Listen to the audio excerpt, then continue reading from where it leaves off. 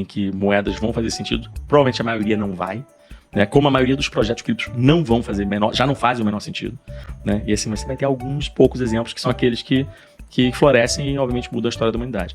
AI vai alguma hora, na minha opinião, não vi isso ainda, não conheço nenhum projeto que eu falo assim, pô, esse projeto é o máximo, esse negócio muda tudo, em que você tem essa ligação de uma blockchain que a gente conheça com AI que realmente justifique esse par aí, cripto com AI. A moeda que mais subiu nos dias que lançaram, que teve a febre do chat GPT ali, chamava-se CryptoGPT. E não tinha nada, era só um nome que pegava carona no banco do passageiro do hype, né? Subiu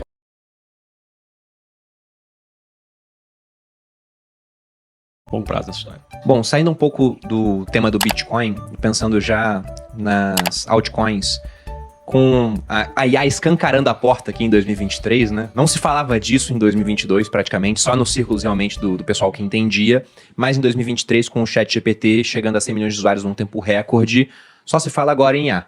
E aí o mercado cripto tem aquela característica, como é relativamente fácil criar uma altcoin, você vai copiar uma outra lá e bota para funcionar, só muda o nome, tá surgindo um monte de criptomoedas, né? Com IA alguma coisa no nome, né? Shiba Inu IA, por exemplo, você vai pra lua, né?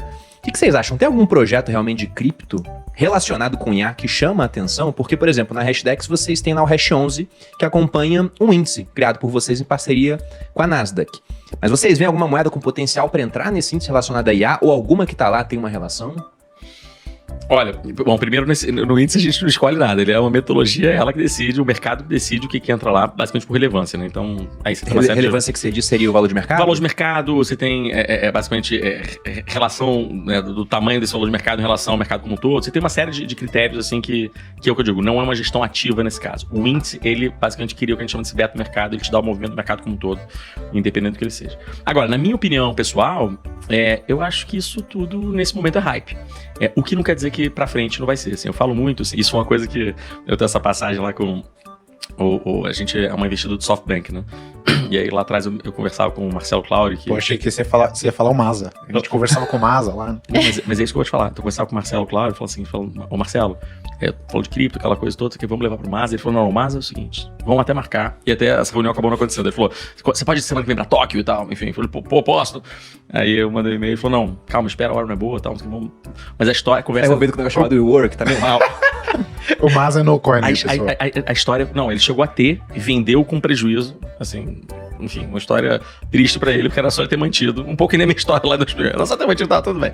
Mas ele falava o seguinte, ele falou, Marcelo, o Masa é complicado. Você vai lá falar com ele, não vai ser complicado, porque ele é só um cara de AI. Ele é um cara de AI, é o futuro. Caramba. E aí eu me lembro, o motivo que ele falou, você pode ir pra Tóquio semana que vem, eu falei assim, Marcelo, você acha que AI vai falar dinheiro, cara? AI vai falar cripto, cara. Assim, vai trocar valor em cripto. E a gente não tá falando de basicamente valor monetário, necessariamente, é valor no sentido amplo da história, assim. Aí ele ouviu aquele troço e falou, tá bom, vamos marcar então esse papo. Mas essa que é a história. Então, eu acho que AI pra frente, assim, vai ter uma ligação com cripto muito intrínseca. Mas vai falar Bitcoin ou vai criar uma moeda melhor que o Bitcoin? Então, essa é a história do Bitcoin como um todo, né? Porque eu acho que... Eu não lembro, você é um cara mais maxi ou você é um cara menos maxi? Hoje em dia você é um cara... Agora você tem que usar a percepção que você criou nessa meia hora. Porque a gente fala que tem os Bitcoin maximalistas, né? Que tem gente que fala assim, só existe Bitcoin mais nada. Tem gente que fala assim, não, isso é uma besteira. Enfim, e aí por isso que eu perguntei se ele era um maxi. Na minha cabeça, assim, você tem argumento para os dois, mas eu tendo a achar que você tem projetos, tá, que vão se beneficiar muito de também de controlar a política monetária, assim, de uma maneira nativa deles, né? Acho que dificilmente um Ethereum conseguiria ter evoluído ou ter ido para um caminho de Proof of Stake a discutir se é bom ou ruim a longo prazo, tá? Se ele realmente estivesse ligado à rede do Bitcoin. Então, ele ter tido a moeda dele própria, controlar a política monetária dele, era uma coisa muito importante. Do ponto de vista de investimento, isso eu falo muito, eu falo assim, it doesn't matter, não interessa. Não interessa o que eu acho, não interessa o que você acha, porque quando você compra o mercado como um todo, o mercado vai se corrigir. Se você tiver errado e o maximalismo realmente ascender, tá ótimo. Você vai, ao invés do negócio te dar 1000 vezes, ele vai te dar 870 vezes. Mas agora, se o contrário é verdade, eu não acho que é 0 ou 1, tá? Assim, é 0 contra 870 vezes. Então, assim, meu ponto é que, nesse sentido, eu tendo a achar que você tem casos em que moedas vão fazer sentido, provavelmente a maioria não vai, né? Como a maioria dos projetos criptos não vão fazer já não fazem o menor sentido, né? E assim, você vai ter alguns poucos exemplos que são aqueles que florescem e, obviamente, mudam a história da humanidade. AI vai alguma hora, na minha opinião, não vi isso ainda, não conheço nenhum projeto que eu falo assim, pô, esse projeto é o máximo, esse negócio muda tudo, em que você tem essa ligação de uma blockchain que a gente conheça com AI que realmente justifique esse par aí, cripto com AI. Mas acho que é bem razoável que nas próximas décadas a gente vai ver alguma coisa indo nesse caminho. Mas tá dando clique, hein? Fala pra você, esse para aí, cripto e AI. Só se fala disso. Mas agora é cripto e AI, mas lembra que era só cripto. Lembra da história da Kodak? Sim. Pô, conta a história da Kodak. Você só botava o nome cripto, o negócio subiu, bum, explodiu. Mas é aquela história, a gente adora comprar uma besteira, comprar uma loucura. A narrativa do momento vende muito. Sempre. Eu acho que a moeda que mais subiu nos dias que lançaram, que teve a febre do chat GPT ali, chamava-se Crypto GPT. E não tinha nada, era só um nome que pegava carona no banco do passageiro do hype, né? Subiu quanto? Putz, nem sei, mas vamos uma lançar barbaridade. Crypto GPT e nu. Então, a escadinha vai ficando pior, né? Mas então isso ilustra que o mercado, o tipo de participante do mercado que especula nessas narrativas mais efêmeras, assim, e que faz esses movimentos, fica muito na superfície. Tem projetos legais de AI que envolvem AI e cripto? Pô, tem vários. Poderia citar vários aqui. Vou citar 2 rapidamente só para abrir a porta de curiosidade pro pessoal, mas já adianto. Os que mais sobem não são os mais legais, são os mais meméticos. Então, 2 legais. Boto é um artista de arte generativa que todo dia ou toda semana ele produz um quadro que vira um NFT, um trabalho digital que vira um NFT, e o dinheiro fica ali na comunidade, é reinvestido e tipo, isso é operado autonomamente, e na hora de gerar as imagens ele meio que vai misturando inputs que são dados pela própria comunidade. Então é aí que ele usa inteligência artificial. É uma entidade autônoma na blockchain da Ethereum, basicamente. E outro projeto que é legal, esse tem token, o Boto também tem token, é o Numerai, que é um fundo de investimento que pega os dados proprietários sobre os quais eles criam os modelos deles, é um fundo 100% quantitativo, eles pegam esses dados e abrem esses dados para um público de cientistas de dados, só que eles abrem usando uma mágica criptográfica lá que não expõe os dados, porque esses dados são sensíveis, são caros, né? E aí o pessoal desenvolve modelos melhores em cima desses dados e o fundo opera com o input desse grupo de cientistas ao redor do mundo, assim. E tá pegando diferentes modelos para ver qual é o melhor, uma seção natural de modelos? Exatamente. É um monte de datasets que você recebe, você crowdsource esses datasets e basicamente, em tese, constrói um modelo superior a que se você estiver trabalhando sozinho ou, enfim, com uma equipe menor, né? Novamente, voltamos ao ponto, boladinha, do quê? O que o Hayek dizia? Não sei. Conhecimento está disperso pela sociedade. Então é melhor abrir o seu modelo para todo mundo poder dar palpite, e aí você vai testando todos na seleção natural, né? O darwinismo leva um modelo a ser superior aos outros. Mas o ponto é, isso a gente vai precisar de tempo para ver, entendeu? Sim. Então, assim, não justifica qualquer coisa aí com cripto explodir. Não, né? Então, esse que é meu ponto, assim, mas que essa coisa vai uma hora se encontrar e caminhar junto, e aí você tem 2 exemplos de coisas que são promissoras, isso me parece razoável. Se hoje a gente fala assim, cara, pode investir naquele ali, ou se é AI e cripto, pode investir que vai dar certo, pô, isso é uma besteira. E no top 10 não tem nenhuma moeda de AI ainda. Nenhuma. Bom, agora, já entrando para uma parte de investimento, chegando ao final do podcast. Na visão de vocês, né, tendo em vista a subida do Bitcoin, tudo, para quem está agora descobrindo esse mundo, né, ou já estava nesse mundo, mas tinha perdido um pouco o entusiasmo, porque é complicado ficar comprando com preços em queda, embora seja o melhor momento para isso. Muita gente comprou lá atrás, provavelmente perto de uma máxima de mercado, que é quando o negócio fica mais popular, encarteirou, tá segurando e agora tá vendo subir e tá pensando, caramba, já subiu 70%. Será que melhor comprar? Eu espero. Para comprar, qual seria uma boa forma? E aí já pode vender o teu peixe aí, Marcelo, né? Porque tem um ETF de cripto, vários ali na Hashdex, então eu queria um pouco da opinião de vocês sobre isso. A gente tem eu acho que uma visão, e já te passo aí, assim, eu não concorro com o Gaúcho minimamente, acho que a gente somos grandes criadores, eu acho, de infraestrutura desse mercado, assim, literalmente fundando essa história, mas a gente tem uma visão, acho que muito clara, desde o começo da Hashdex, que segue, eu acho que vai seguir para sempre, apesar da gente ir criando cada vez mais produtos e mais alternativas, mas que basicamente a gente entendia que esse mercado que é tão nascente, precisava começar ele do começo. E o começo dele pra gente era criar o que a gente chama do beta do mercado. Então, basicamente é o seguinte, como é que você cria o Ibovespa desse mercado, o S&P 500 desse mercado? E isso não tinha. A coisa mais próxima do beta do mercado era o próprio Bitcoin. Mas a gente olhava e falava o seguinte, não só a gente não achava provável que necessariamente seria pro resto da vida o Bitcoin e o beta do mercado, como já não era, quando pintou o Ethereum e essas coisas começou a olhar. Eu falo daqueles ciclos que a gente falou, no primeiro ciclo, a dominância do Bitcoin era de 100%, ou tendia 100%. No segundo já era de 92%. Hoje é de 60%, e aí vai caindo, tem caído pelos próximos, assim, sugestionadamente, vai caindo pelos próximos tempos. Então a gente não precisa saber quem são os ganhadores dessa corrida, você só quer estar investido nos ganhadores dessa corrida. Então essa é a lógica de índice. Eu acho que o Warren Buffett fez um bom trabalho ao longo das décadas explicando que ele falou o seguinte: olha, você não precisa confiar em mim, não quer confiar em mim, confia no S&P 500, que essa é uma ótima forma de investir. O meu dinheiro, quando eu morrer, vai ficar em S&P 500, não vai ficar nem em Berkshire, aquela coisa toda.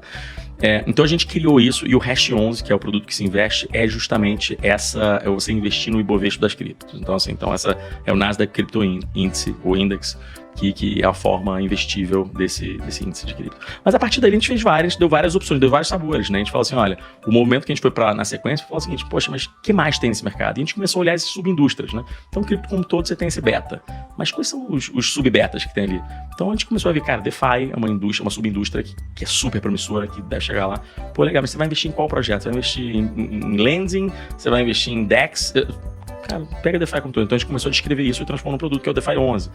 Fiz a mesma coisa para o mundo Web3, então você tem o Web3 11. Fiz a mesma coisa para o mundo da cultura digital, o metaverso, tem o Meta 11. Então a gente criou esses produtos que estão disponíveis na bolsa para dar justamente os sabores aí diversos para os investidores. A gente sempre fala que a grande maioria do seu dinheiro cripto, na nossa opinião, tinha que estar em Hash 11, e o resto, você, de acordo, se você tiver conhecimento para isso, estiver estudando, tiver uma opinião sobre isso, aí você tem alternativa para fazer uma fezinha. A gente hoje tem, só para acabar, a gente tem 3 estratégias ativas, né, que é uma coisa que a gente estudou 3 anos para fazer. A gente não queria começar por ali.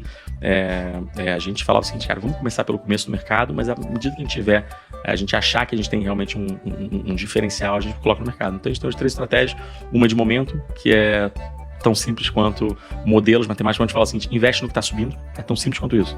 Cripto tem uma coisa muito de psicologia, então muitas vezes assim, a gente obviamente garante que a gente não vai estar investindo em nada que não seja legal, aquela coisa toda, mas fala assim, olha, você tem essa tese, você pode não gostar do ativo, mas o ativo está performando, e essa coisa se auto-rebalanceia.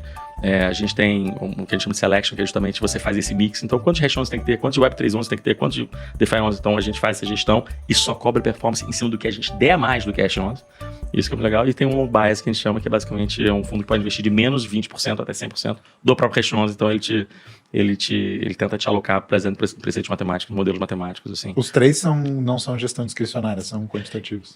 Exatamente. Nesse caso, o selection tem um lado mais discricionário, mas os outros 2 é basicamente quantitativo. E essas são as teses hoje que a gente está mais confortável em relação ao mercado, mas ainda assim tese ativa, e você sabe bem disso, esse é o seu mundo. É um negócio que precisa de tempo para você justamente deixá-lo florescer e conseguir falar assim, isso aqui é legal mesmo, né?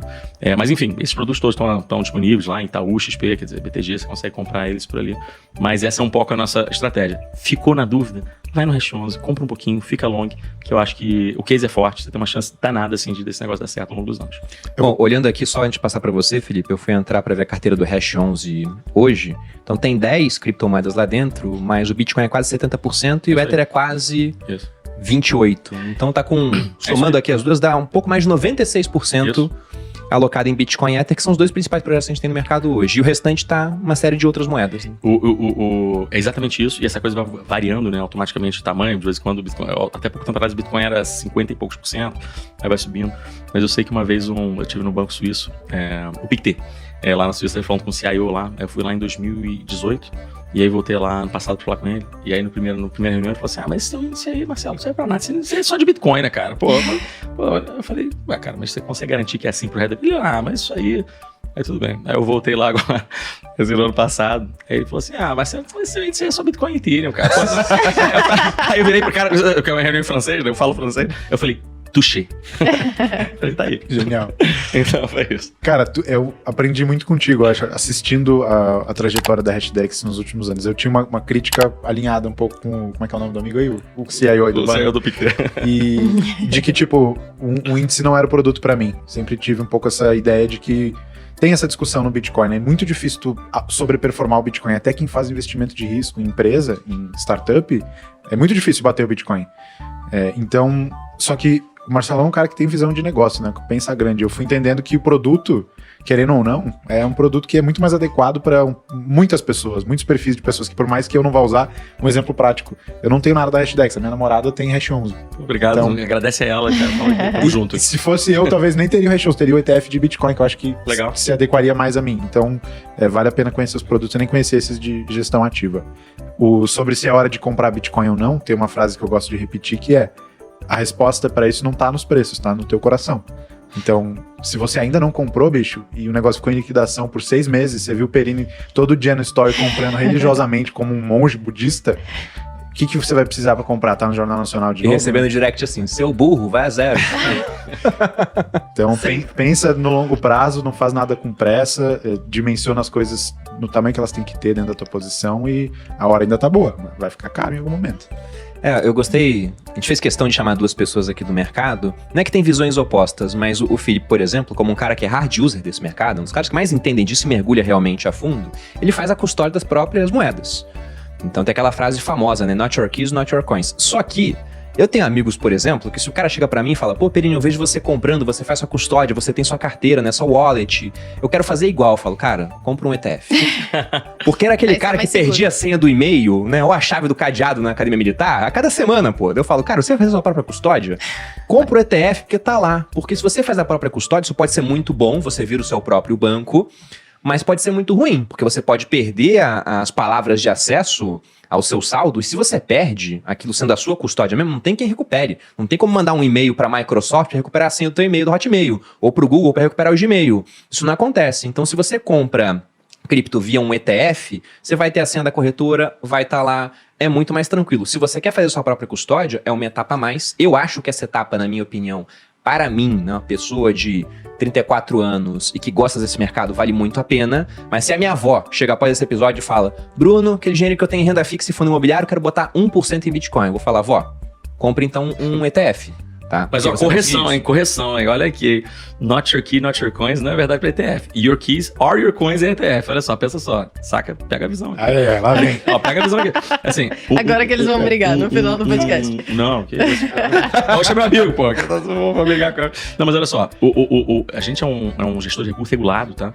E, na verdade, quando você investe com a gente, assim, your keys are your coins. O que você basicamente está fazendo é o seguinte: você me contratou para tocar as suas keys, profissionalmente, tá? Se dá batendo madeira aqui, qualquer coisa com a hashtag em qualquer momento da história, tá? Assim, literalmente você vai lá e pega os seus ativos e vai embora. É tão simples quanto isso. O que é muito diferente quando você tem, assim, e de novo, as exchanges, a gente usa exchanges, eles são nossos amigos, assim, mas o que eu digo, é um modelo diferente, em que basicamente as chaves, e muitas vezes, estão no próprio balanço E de novo, não estou falando mal porque você tem bolsas que fazem trabalhos fantásticos aqui, você tem uma Bitcoin aqui que faz um trabalho fantástico, tem Coinbase, tem um monte de gente que faz um ótimo trabalho. Assim, mas a verdade é que isso está no balanço deles e essa não está no nosso balanço, não tem nada com a gente. Então, your keys are your coins. Só que você realmente contratou alguém para fazer profissionalmente a gestão da tua custódia, que é um negócio complicado. E não é só a gestão, você tem um negócio com seguro, você tem um monte de coisa. E eu acho que poxa, vale a pena para muita gente. Eu costumo dizer assim, que a gestão das suas próprias chaves, que é um negócio legal, é uma coisa que te dá a possibilidade de fazer. Eu vou te fazer o seguinte: isso faz sentido para quem vai usar. Então, cara, você quer fazer o seu stake, você tem que ter essa chave, você tem que fazer esse negócio. Quando você vai usar cripto, isso faz sentido. Ou então, se você tem uma tese hecatômica, uma tese de guerra mundial, não sei se você quer realmente ter ótimo. Mas se não, assim, do mesmo jeito que você não guarda dinheiro em casa, no colchão, cara, assim, eu acho que você vai estar melhor confiando, basicamente, trabalhando com um gestor de recursos que você confia, né, que tem práticas claras, que você consegue entender e que, enfim. Não, eu entendi o seu ponto, né? Porque vamos lembrar que em fundo de investimento, o patrimônio do cotista está separado da gestora. Até no mercado tradicional isso acontece. Então, o que o Marcelo colocou aqui, por exemplo, a FTX quebrou. Você tinha as criptomoedas lá, meu filho, você perdeu. Agora, talvez você recupere alguma coisa, que tem aqueles fundos abutres que falam: para cada dólar que você tinha lá, eu te pago 40 centavos de dólar, e meio que parece que está subindo. Então, o pessoal vai recuperar alguma coisa, que a FTX tinha um monte de empresa investida, vai ter algum valor ali na massa falida da empresa. Agora, não é a mesma coisa de investir no ETF cripto. Lá realmente fica segmentado. Mas é que o cara que é coiner mesmo, né? O cara raiz vai querer fazer ele vai querer a custódia dele. Então são duas maneiras de se expor a esse mercado diferentes, e há benefícios, né? Vantagens e desvantagens em cada uma delas. Você tem que escolher aquela que é. Vou fechar aqui o podcast com uma história que eu aprendi contigo. Na última vez que a gente fez essa semana de lançamento do VR Cripto, você estava contando a história do Hugo Stines, que eu nunca tinha ouvido. Já viu essa história? Não. É muito bacana. O Hugo Stinnes era um cara muito rico na Alemanha, na época da República de Weimar, pós-Primeira Guerra Mundial. E o Hugo Stinnes, ele meio que viu que o Balázs tá vendo agora. Exatamente. Ele falou, cara, o marco vai passar por uma hiperinflação, e passou de fato, né? Você tinha uma cotação de $1 igual a 4 marcos antes da guerra, e depois, rapidamente, de 22 para 23, estava $1, sei lá, uns 100 marcos, e de repente foi para bilhão, né? Eles chegaram a criar uma nota... Era de 100 trilhões ou 100 bilhões? Agora eu não lembro, mas era uma nota de um valor assim, bizarro, absurdo. E o Hugo Stinnes, ele viu que isso ia acontecer antes de acontecer. Ele falou, cara, isso vai acontecer. O que ele fez? Ele pegou dinheiro emprestado em marcos, que em breve não valeriam mais nada, e com esse dinheiro emprestado enquanto tinha valor, comprou muito ouro. E o que aconteceu foi que o marco só desceu e o ouro em marco foi lá pra cima, pô. Então ele ampliou muito a riqueza. Primeiro ele se protegeu da crise e depois ele ampliou muito a riqueza. Quando o Felipe contou essa história, eu falei, cara, eu nunca tinha ouvido falar disso. Aí quando veio a aposta do Balázs, eu pensei, tá fazendo a mesma coisa do Hugo Stinnes. Inclusive ele usou um gráfico no Twitter que você tinha me mostrado antes. Que é dessa mesma época, né? Então pode ser que isso esteja acontecendo agora? Não sei. É pra pegar emprestado? Não. Em dólar? Pra Não comprar façam Bitcoin? isso. Não faça isso. Não se alavanque, porque você pode estar certo na hora errada. E nem Igual venda aconteceu, sua por casa. exemplo, com o Marcelo. E eu acho que vai acontecer com o Balázs também. Eu acho que ele está certo. Um dia o Bitcoin, como ele sobe de preço ao longo do tempo, enquanto o dólar sofre com inflação, ele vai chegar a $1 milhão, desde que ele continue existindo. Agora, não acho que vai ser em 90 dias. Mas, mesmo assim, 90 dias pode valorizar muito, tá, gente? Inclusive por conta do que vem por aí, em termos do Bitcoin, o halving, e do que está acontecendo com a economia global no final, porque, na minha visão, quando vem uma crise e o pessoal apela para o governo como um grande seguro capaz de garantir a todos, o governo ou ele vai ter que aumentar imposto, que é muito impopular, ou vai ter que emitir mais dívida, e governos estão extremamente endividados. Estados Unidos, por exemplo, deve mais de 100% do PIB. Para cada dólar que o americano gera de riqueza, tem $1,20 de dívida já existente. Então, o caminho natural é terminar na monetização enquanto esse truque funciona. Até uma hora que não vai funcionar mais. Então, aprenda a se proteger disso antes que efetivamente aconteça. Lembro novamente, link na bio.